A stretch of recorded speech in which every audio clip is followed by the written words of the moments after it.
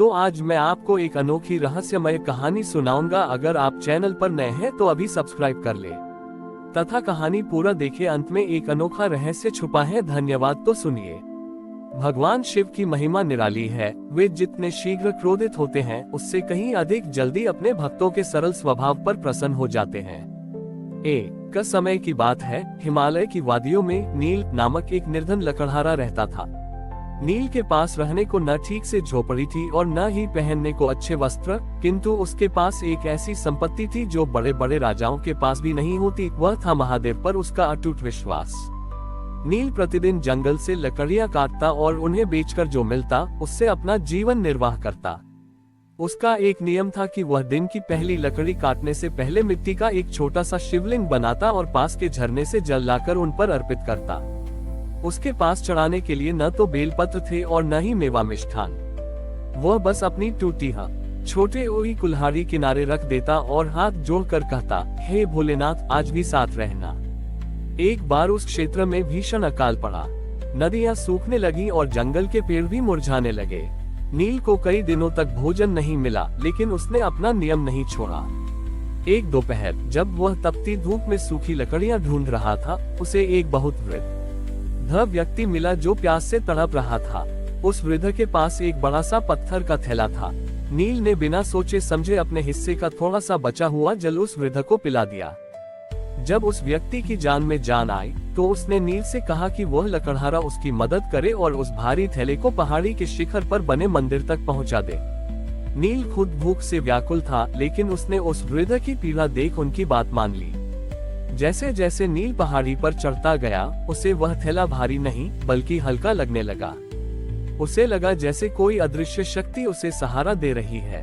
शिखर पर पहुंचकर जब उसने पीछे मुड़कर देखा तो वह वृद्ध व्यक्ति वहां नहीं था। नील ने आश्चर्य में उस थैले को खोला तो देखा कि उसमें पत्थर नहीं बल्कि शुद्ध मिट्टी और चंदन था। अचानक आसमान में काले बादल छा गए और बिना मौसम के वर्षा होने लगी। उस वर्षा की बूंदों से वह सारी मिट्टी बह गई और नील के सामने एक विशाल और अद्भुत शिवलिंग प्रकट हुआ, जो स्वयं प्रकट हुआ था। तभी शून्य से एक गंभीर और शीतल स्वर गूंजा। महादेव ने कहा, नील, लोग मुझे पाने के लिए कठिन योग और तप करते हैं, लेकिन तूने अपनी भूख प्यास भूलकर एक प्यासे की सेवा की। जो जीव मात्र की रक्षा करता है वही मेरा सच्चा भक्त है।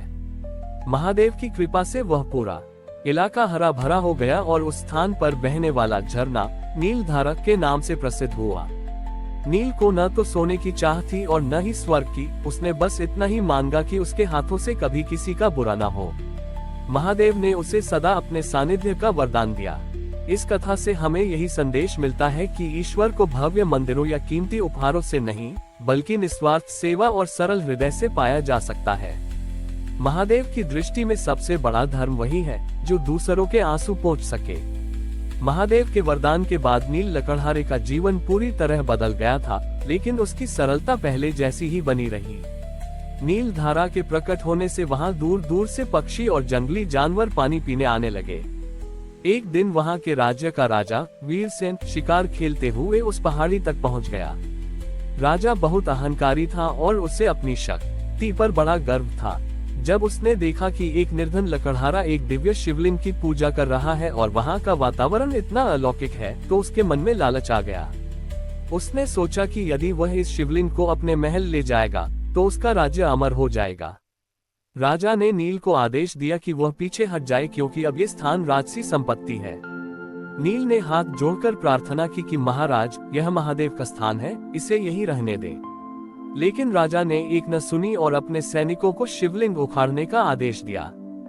जैसे ही सैनिकों ने शिवलिंग को छूने का प्रयास किया, अचानक वहां की धरती कांपने लगी। आसमान से बिजली कड़की और उस नील धारा का पानी उबलने लगा। देखते ही देखते वहां एक विशाल सर्प प्रकट हुआ, जिसने राजा के सैनिकों का रास्ता रोक लिया। राजा क्रोध में आकर अपनी तलवार निकालने ही वाला था कि तभी उसने देखा कि नील लकड़हारा शिवलिंग के आगे लेट गया है। नील रोते हुए कह रहा था कि हे प्रभु, यदि आपको कहीं जाना ही है तो पहले मेरे प्राण ले लें, क्योंकि मैं आपके बिना इस संसार को नहीं देख सकता। नील की यह निस्वार्थ भक्ति देखकर महादेव का हृदय द्रवित हो उठा। अचानक शिवलिंग से एक दिव्य ज्योति निकली और राजा की आंखों के सामने अंधकार छा गया। जब राजा की दृष्टि वापस आई तो उसने देखा कि महादेव स्वयं वहां खड़े हैं, लेकिन उनका रूप अत्यंत सौम्य था। महादेव ने राजा से कहा कि राजन, शक्ति का उपयोग रक्षा के लिए होता है, अधिकार जताने के लिए नहीं। ये शिवलिंग किसी पत्थर का टुकड़ा नहीं जिसे तुम उठाकर ले जाओ, ये श्रद्धा का केंद्र है। राजा वीरसेन का अहंकार क्षण भर में टूट गया। वह नील के पैरों में गिर पड़ा और अपनी भूल की क्षमा मांगी। महादेव ने राजा को आदेश दिया कि वह उस स्थान पर कोई भव्य मंदिर न बनाए, बल्कि वहां एक ऐसी धर्मशाला बनवाए जहां हर प्यासे और भूखे को आश्रय मिले। नील अब अकेला नहीं था, राजा ने उसे उस पूरे वन का संरक्षक बना दिया। नील ने अपना सारा जीवन उस झरने और शिवलिंग की सेवा में बिताया। समय बीतने पर जब नील वृद्ध हुआ तो एक सुबह वह शिवलिंग में ही विलीन हो गया। आज भी लोककथाओं में कहा जाता है कि जो कोई भी सच्चे मन से नील धारा का जल ग्रहण करता है, उसके मन का सारा अहंकार मिट जाता है और उसे महादेव की शीतल छाया प्राप्त होती है। इस प्रकार नील की भक्ति ने न केवल उसे मोक्ष दिलाया, बल्कि एक अहंकारी राजा को भी मानवता का पाठ पढ़ा दिया। हमारी और भी आध्यात्मिक एवं अनोखी कहानियां देखने के लिए हमारे चैनल पर जाएं तथा धार्मिक एवं पौराणिक अनोखी कहानियां हमारे चैनल पर है। कृपया जाके देखें तथा हमारे चैनल को सब्सक्राइब करके रखें और वीडियो लाइक जरूर करें। धन्यवाद।